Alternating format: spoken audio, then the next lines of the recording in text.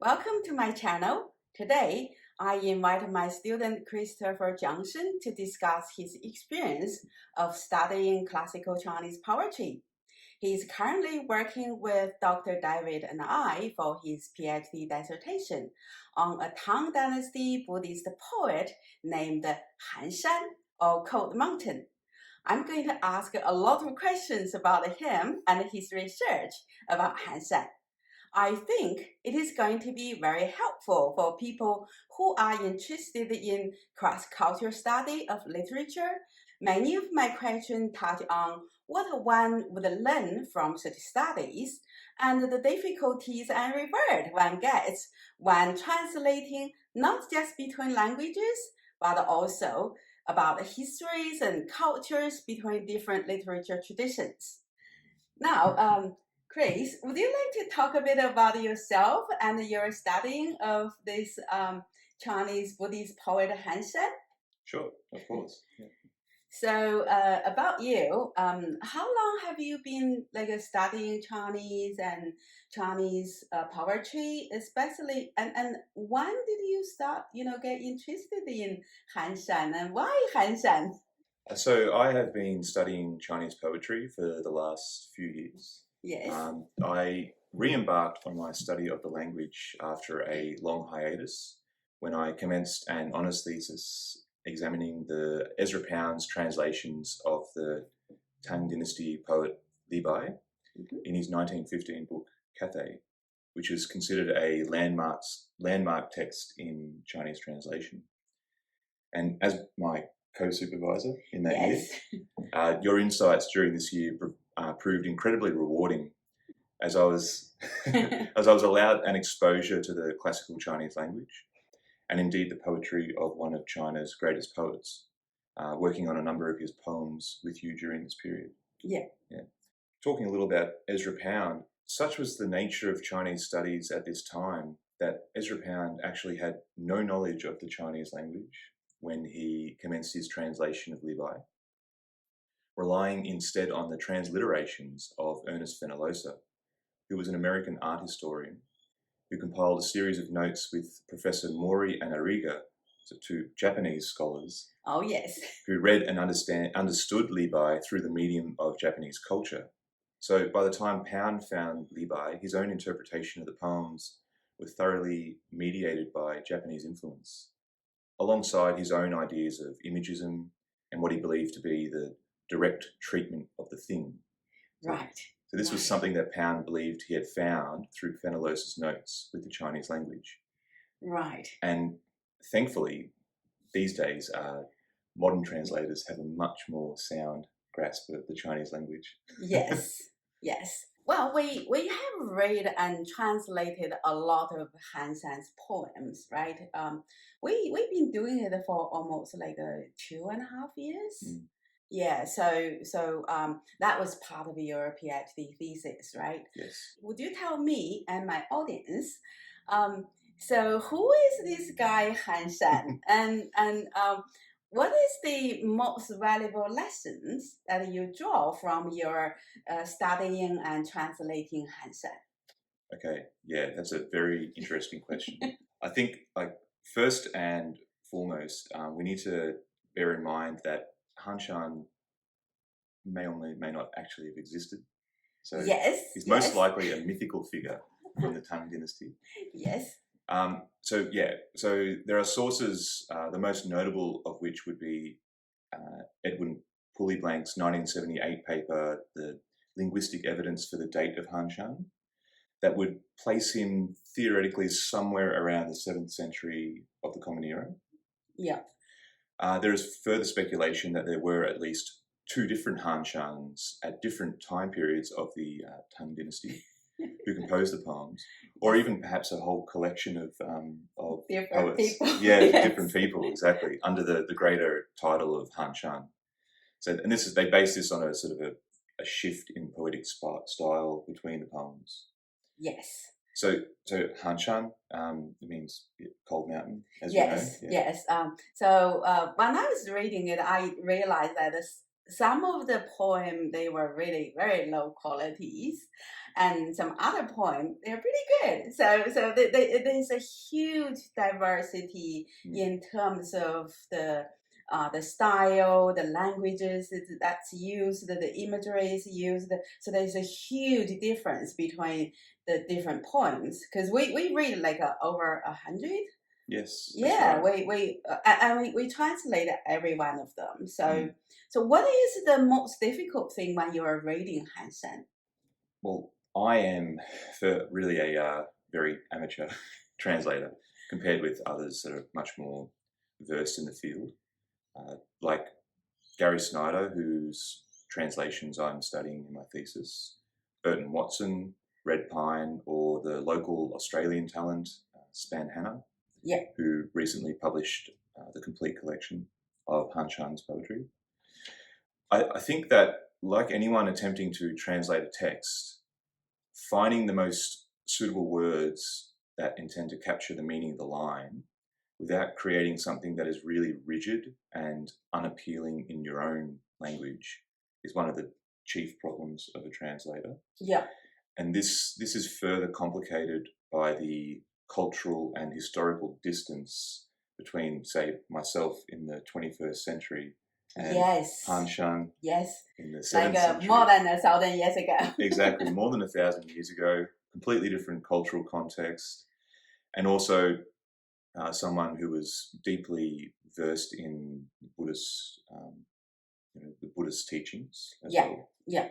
yeah. So these are some very interesting and problematic issues. So what you're mentioning was both historical, the difference in historical context, and there's a huge culture gap between your culture and Hansen's culture, and there's also this religious sort of tradition that you probably don't really know all that much, like as deep as what Hansen is, and sometimes you might not even get the religious meaning that's expressed in the poem. That's right, exactly. And it's also further complicated by, once again, the Japanese influence, because Han Shan's influence on Japanese culture led him to become a revered figure in Japanese Zen. And it was in this form that he was introduced to the West. Yep. So you already have this mediation through another culture by the time it reaches the west coast of America in the 1950s. Yes. You mentioned the Hansen's, there's many American translators, and they kind of, translate Hansen from Japanese to English and had a huge impact. Can you tell me a bit about, what is his impact on American poetry, and who are the poets who were, strongly influenced by Hansen? Of course. Yeah, so this is a major part of the allure of Han Shan, how he's been received in the Anglo-American, primarily American sphere, literary sphere. Yes. So the earliest translations that are recorded are in English are by the British translator Arthur Waley in 1954. Waley was a contemporary of Pound and set himself apart from Pound as a really serious student of the Chinese language in the early 20th century. But he also had a free verse style of translation.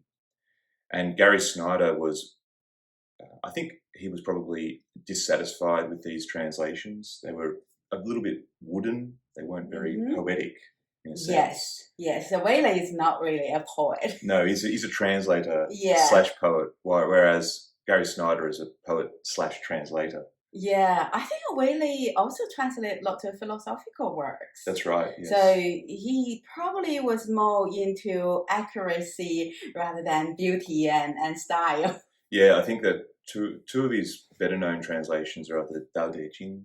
Yes. And also, I think the Journey to the West. Yes. Yeah. So, but Gary Snyder he was very young at the time. He was in his early to mid 20s, and he was a member of the Beat Generation, and he began his study of the Han Shan poems in 1955. Yep. So 1 year after Waley's translations, and he published them in 1958. And this is the same year as Jack Kerouac's The Dharma Bums, which is a book about his protagonist, Jaffe Ryder, who is really Gary Snyder, and his interactions with the narrator, who was supposed to be Kerouac. And they talk a bit about the translations of Han Shan, and Jack Kerouac, or the narrator, calls Snyder the American Han Shan. Yes. So yeah, Han Shan as a Buddhist and iconoclast, a solitary, eremitic, monkish figure. Yes. He became really synonymous with the Beat Generation's idea of the rucksack revolution. So groups of young Americans across 1950s America embarking on pilgrimages, exploring the country's mountains, very importantly, the mountains, because the mountains are so important, both in Snyder's own work and in the Han Shan poetry. Yeah. So as Snyder said in his opening note to the preface of the poems, yes, Han Shan and his sidekick Shude, they became immortals, like the Taoist immortals. And you can sometimes run into them today on the skid rows, the orchards, the hobo jungles, and the logging camps of America. So Han Shan was sort of reimagined as this countercultural beat figure. Yes, it was so fitting with the 1950 and early 1960, what you might call this hippie sort of movement, who sort of reject the establishment and the tradition, and they want to explore a new way of expressing themselves and new lifestyles and all that, experimenting with all sorts of things. And Han Shan seems to offer this cultural icon that they can mimic and say, go back to the nature and go to the mountains and the forest, that sort of thing. Yes, exactly right. Because I think that the Beat Generation was in many ways a spiritual revolution. It was a way of seeking for alternative spiritual practices that would help them, move away from established religions like Christianity, Judaism, and also the sort of moral authority of the American government at the time. Exactly. It was a very, very interesting, very strict sort of society, very consumer-driven, and Han Shan for them, I think, represented a deviation from that, a way to find. Yes, it's like a breaking away, complete breaking away from this more secular sort of Confucianism, and also this kind of imperial expansion. Remember that was was in the early 1960s. There's the war in Vietnam and in North Korea. All this kind of military expansion, or even military sort of power that the American government was imposing in the Far East. Yes, like in even this following the end of the Second World War, they have huge influence in Japan and other part of the Far East. Exactly. So, and this is part of the way that Han Shan and other Chinese poets have been used by American poets, and it really does venture into Orientalism. Yeah. Because I think that's both Snyder and Ezra Pound, who in many ways would be seen as Snyder's literary father. They both used classical Chinese poetry and classical Chinese culture as a way to critique their own culture. Yeah. So Pound was using the translations of Levi to make a comment on the First World War and all the issues coming into the 20th century in the West. Yeah. And what he sort of saw as the moral decadence of the West in this time. It's really interesting you mentioned Levi, because that's my my next question. So when you said you want to study Han Shan with me, and I was saying, who is he? Yes. I never heard of him. because I have been into classical Chinese poetry since I was very young. I start memorize maybe when I was like 3, 4 years old. My grandfather, my father, they were all very well versed in classical Chinese poetry. And I continued to read classical Chinese poetry throughout my teenage years and even early years in my uni years. And so in almost like 30 years of my life, never heard of Han San. So that says something about the status of Han San in the Chinese poetic tradition, because we all started with the 300 poems of the Tang Dynasty, 唐诗300首. That's like we memorize many of them. There's no Han San in that collection. No. So what do you think? You studied quite a bit of classical Chinese poetry history and all that just to find Han San. So what is Han San's status in the classical Chinese poetry tradition? Yes. Well, it's at a much lower rank than his status in the English-speaking world. That's for sure. Absolutely. Yes. True, because there is a Chinese saying. It's called 墙内开花墙外香. Means that the flowers will bloom inside a courtyard, but the fragrance was actually were more attractive outside of the walls. Yes. I think Han San was one of this kind of exception, because there's only two Chinese poets who were really popular in Japan. One is Bai Juyi. The other one's probably Han San. I don't think that the Japanese actually really appreciate Li Bai, Du Fu, and Wang Wei. When we read all this, we actually specifically make a point comparing Wang Wei and Han San, because Wang Wei is also very much influenced by Buddhism, and he was actually regarded as the Buddha of poetry. Yes. So 师佛, so the Buddha of poetry. So when we were reading Han San and Wang Wei side by side, how do you feel?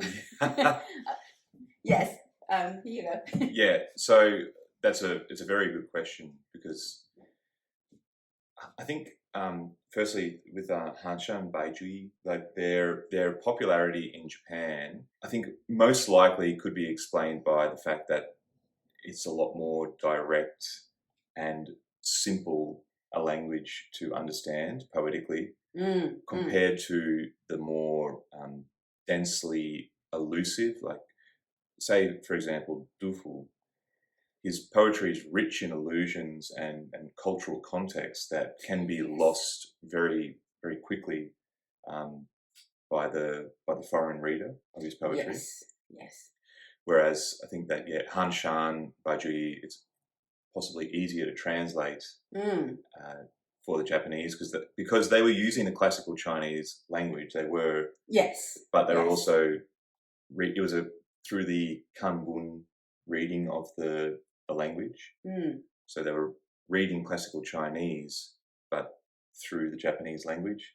Their written language actually was the classical Chinese characters that they imported from China. So if you go back to the Japanese history, especially poetry, they were all written in Chinese. Yes, that's right. Exactly right. And actually because in Japan, I think that religious poetry has a much higher status than in China. Yes. And that is another reason perhaps that Han Shan was able to attain a higher status in Japan. It could be one of the reasons. That's true, because the Chinese, by the Tang Dynasty, or even before that, it was a very secular society, and the dominant ideology was always Confucianism, or even Taoism from time to time, and Buddhism had never become the dominant state ideology. The ruling class was always very suspicious of Buddhism because it has this direct conflicts with Confucianism, because the Buddhism that you have to keep the celibacy, you're not supposed to get married, and you are supposed to completely detach from your family. Yes. And you don't fulfill your family obligation, which was the core of Confucian ideology. Yes. So if you abandon your family responsibility, your social responsibility to serve, the emperor, the people, become an official. The Confucianists would say, well, you're completely a failure. Exactly. And also I think that with the poetry itself, there are, especially with regulated verse, you should, there are certain rules that you need to try and follow, and also through the application of these rules, the poetry's success is marked by your originality in dealing with, say, the parallelism, for example. And I think that someone like Wang Wei, his poetry, he was called the Buddha of poetry, but I think that one of the main reasons that his poetry is so revered is because it is beautiful poetry in itself, and he was very imaginative, original in his language. Yes, there's a lot of creativity, and because he's also a musician and a painter. Yes. So in his poetry, there's just so much beauty in it. It just sounds so beautiful in the ear. Yes, it is. Yeah, it has a beautiful. It's very, very beautiful poetry, and I don't think that Hanshan quite meets that standard. Yes. In comparison. Yes. So Hanshan, I think in certain poems there is a certain beauty to the poetry. Oh yes, some of the poems, especially the poems about the mountain path, the imageries are quite beautiful, and it was also evoke this kind of almost like you were there. Yes. He had this really intimate connection that he was able to build in a poem that as if you were actually walking on the path with him. And this really resonated, I think, with a lot of the American translators and certain American poets, especially in what you call the eco poetry field of poetry, where you're attempting to convey a sense of the subject and object being dissolved in the natural environment, that it's all interconnected, which is a very Buddhist idea that a lot of American poets, especially after the 1950s, explored. And Gary Snyder is the primary example of this. He was also an avid mountaineer. He spent a lot of time in the mountains, and he actually said in his explanation of his translation method that he used his experiences in the mountains and this what he called a visualization experience, where he would read the poetry, but then he would rely upon a visualizing of the different elements of the poem to translate it into English. So what he called this non-verbal or pre-verbal experience of the poetry. That's another really interesting point that Pound also made, that the Chinese poetry use a lot of imageries comparing to, say, traditional or conventional English literature, which was more focused on the subjective feelings. Yes. And also where the apex kind of poem focusing on events, what's happening and who is doing. Like you have a hero, heroine, so you talk about what they do, this kind of, focusing on events. It was almost like a storytelling rather than focusing on the imageries. And the response, the interior response to the external landscape, which is something, especially in Wang Wei, I think that we can see. Yes, and Wang Wei actually, I think we kind of talk about that, how objective his some of his poems sound.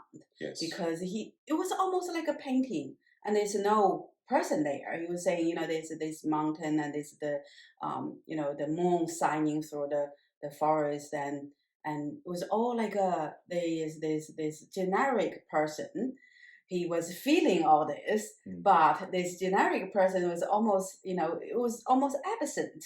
You were almost like just focusing on the feelings, the sensations, the experience, but there's no subject there. That's actually related to the way that the Chinese talk, because in classic Chinese, you often don't have a subject in a sentence. That's right, exactly.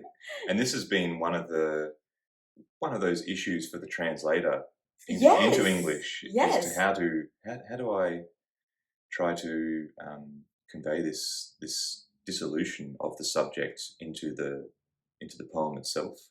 Yes. Because in English we are very subject object oriented. Yeah, you have to have a subject who is feeling and seeing, and you got to have a subject there, like I, him, or her, or whatever. Yes. So sometimes we have to put it, even though it's not in the original text. That's right, and I think that Snyder was really trying to explore this in his own poetry. So he released a book called Rip Rap around the same time of the translations. And you can see the influence of the classical Chinese and classical Japanese poetry on his own poetry, where he's trying to remove the subject as much as possible. Yes. From the poetry, from his own poetry.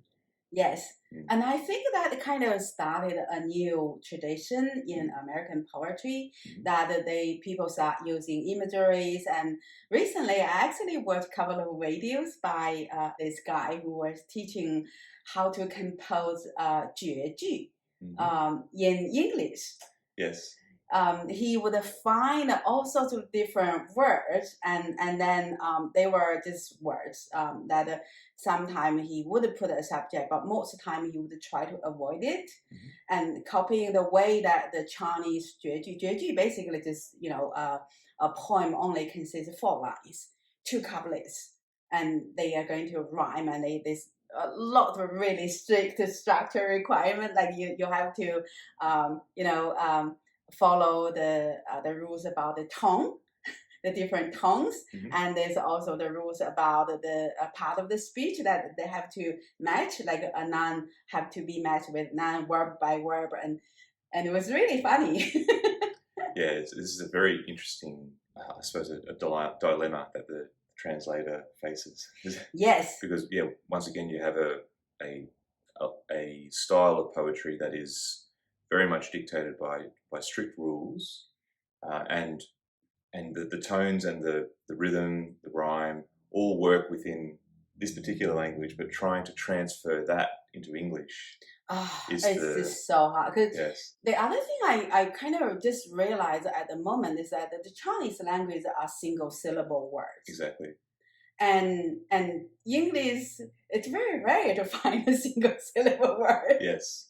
And I think Arthur Waley was trying to emulate this through his sprung rhythm, where he would have a series of stressed and unstressed syllables in the line, and they would try to match the monosyllable of each character. Yes, exactly. Character for character with the stressed syllable. But he was not very poetic in his own language. Yes. So it didn't really, I don't think, personally, it really worked. Yes, I think, I also translate quite a few poems from other poets with David, your other supervisor. Yes. And what I would I would go for the imageries rather than the structure of the poem, because sometimes the imageries and the meaning are far more important, especially like Han San is actually relatively easy to translate because his language doesn't evoke so much historical figures and allusions to historical events. So you kind of don't have that burden to build into the poem. Yes. It was mostly like a first-person experience. He works on a mountain path, he sit under a cliff, he sit by a stream. It was always like a first-person experience. It's easy, but if you have a poem that is like one way, he would allure to a historical event in like one phrase or one line, and it was a whole story behind it. Yes, there are because there are a lot of Han Shan poems. There's I think 311 in total. Yes. There are other poems that deal with, especially a lot of Buddhist parables. Yes. Yes. And sometimes they are really just read as like religious doggerel. They're not particularly poetic. They're more just sort of saying, you need to stop eating meat, essentially. Otherwise, you're going to hell. Yes, yes. But yeah, I think that the imagery of the mountain is particularly beautiful and compelling, and really resonated, I think, with a lot of the Western audience. Yeah. And this has been the major focus of the translations, and this really started with Gary Snyder and his own, because his focus, his selection of the poems really honed in on that idea of solitude in the mountains, seeking enlightenment, meditating, and a real sense of quiet that comes through the poetry. And this is very, very interesting. This is just a question that I just thought of in the spot, because we also read another Buddhist monk's poem called Jiao Ran, and we kind of made a bit of comparison, because we only read like 2 or 3 of Jiao Ran's poem to compare it with Han Shan. What's your feel about the poems, like in terms of, because we're talking about where Han Shan sits in the Chinese poetic tradition, including the Buddhist poets, right? So I think that Jiao Ran, he would sit somewhere between Han Shan and Wang Wei, in the sense that his poetry is certainly not as well regarded as Wang Wei, but it is I think it was quite beautiful, some of the poetry. It had that same sense of quietude, stillness, beautiful imagery throughout. And this is the real contrast between, say, Wang Wei and Jiao Ran and Han Shan. Han Shan, he always seems, he's a lot more noisy, almost, in some sense, or he's a lot more abrupt. Yes. Gruff. Grumpy even at times. Yes. A little, and he's rather odd as well. Yes, as a monk, you would think that he would be more peaceful, and would have really sort of relaxed and completely let go of the ego. But apparently some of the poem doesn't show that he's like that. Jiao Ran was more like the typical image that we would think of a monk, a Buddhist monk, sitting, by the pond, and the moon was shining, and he was like sitting there meditating. That was just so beautiful, an image of a monk. Yes. Yeah, Han Shan is a very singular figure. I mean, maybe you could find some comparisons in Wang Fangzhi. I think that he's a very colloquial poet whose poems were found in the Dunhuang. Oh yes, in the grottos. Yes. The Mogao grottos. Yeah. Mogao Ku. Yes. Yes, exactly. Yeah, and in the sense that it's colloquial, it's a bit it's very direct. And I think that this direct and colloquial style really sets Han Shan apart from other Buddhist poets. Yeah. And other classical Chinese poets in general. Yes. And I think Han Shan and his sidekick Shi De, they kind of have this really relaxed, but also quite almost like a funny sort of air to it, that people feel you can really access them. Like it's just one of the. I think that was the thing in Japanese culture, that they make him really accessible to the everyday person. He can be grumpy, he can be happy, he can be peaceful, and he's very insightful, but also he's just an ordinary person like everyone else. Yes. And that make him so relatable. Yes. That's exactly right. Yeah, relatable. and relatable also to certain monks in the in the monasteries that they wanted a bit more of an offbeat and alternative approach to the tradition. Serious and sort of mysterious and high up there kind of monk that was so inaccessible and unrelatable, like almost like a god sort of figure. Yes, because Han Shan, he would always speak in little riddles. He was famed for his laughter. Yes. And you can hear that humour through the lines of the poetry. Yes. So he's often depicted in paintings alongside of Shide. Yeah. Han Shan would be holding a scroll and Shide would have the broom. There are two primary sources that are attributed to Han Shan. There's the poems themselves, so over 300 poems, and this strange preface which has been proven to probably not be historically accurate in the sense that it wasn't produced contemporaneously. Yeah. But this preface by a local governor, Yu Yin, who talks about his meeting Han Shan and Shide in the kitchen. Yeah. And when he bows to them, they laugh and run off. This is the governor who was he treated by Hansen? He was searching for. He had this persistent headache. He was seeking a cure, and he was told to go up to the Gorqing monastery in Tiantai Mountain. Yeah, Tiantai Mountain. Yes. And when he found them in the kitchen, they ran away. He sent some men to try to find them. And they ended up going back to Han Shan's place of residence up in Cold Mountain. And when they finally reached them, Han Shan cried out, "Thieves, thieves of the mind," and then disappeared. Yes, that's very Zen sort of. Very Zen, yes. Koan-like. Yes. Yeah. And he disappeared into the mountain, was never seen again, and the men found all these poems around the mountain, scratched into rock, bark, trees, into the caves, and this became the collection. Yes.